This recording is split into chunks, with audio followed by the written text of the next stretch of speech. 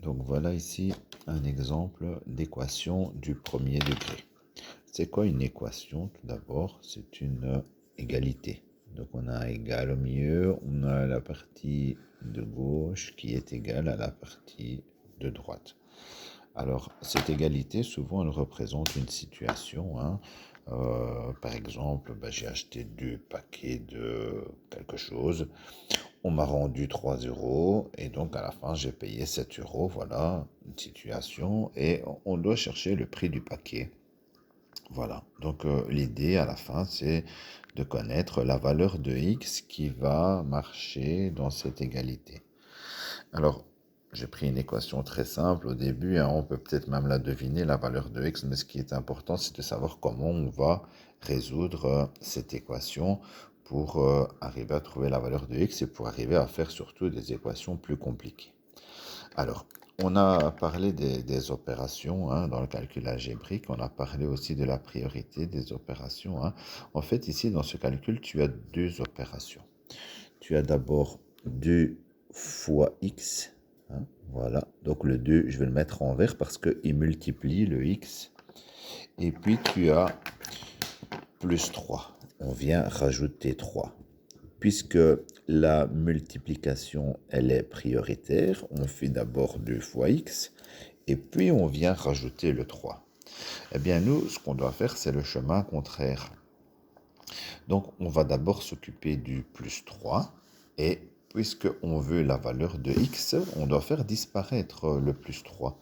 Eh bien, pour faire disparaître le plus 3, je vais faire moins 3.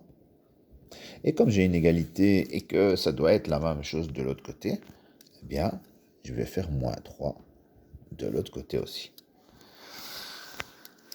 2x plus 3 moins 3, plus 3 moins 3, hein, on est d'accord que ça se supprime, hein, et donc ça devient 2x égale 7 moins 3. Et donc, pour faire un résumé de l'histoire, hein, on dira par la suite que le plus 3, il passe de l'autre côté et il devient moins 3, mais moi je t'ai expliqué pourquoi ce plus 3 passe de l'autre côté et devient moins 3. Voilà, donc ici on est à l'étape où on sait que 2x c'est égal à 4. Voilà. Et maintenant on va s'occuper du 2. Mais le 2, il multiplie le x, c'est 2 fois x. Et donc, si je veux trouver x, puisque j'ai 2 fois x, hein, si j'ai 2 paquets ou 2 kilos de quelque chose, si je veux trouver le prix d'un kilo, je vais diviser par 2. Et puisque c'est toujours une égalité, je dois diviser par 2 de l'autre côté aussi.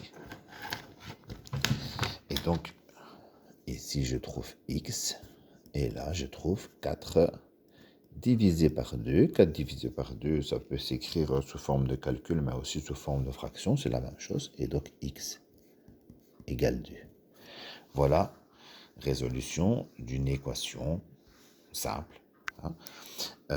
Ça veut dire qu'en fait, si je remplace le x par 2 dans l'égalité du début, 2 fois 2 égale 4, plus 3, ça donne 7. Et donc, je peux vérifier, quand j'ai fini de résoudre une équation, je peux vérifier si je ne me suis pas trompé. Il suffit de remplacer le x par la valeur que j'ai trouvée.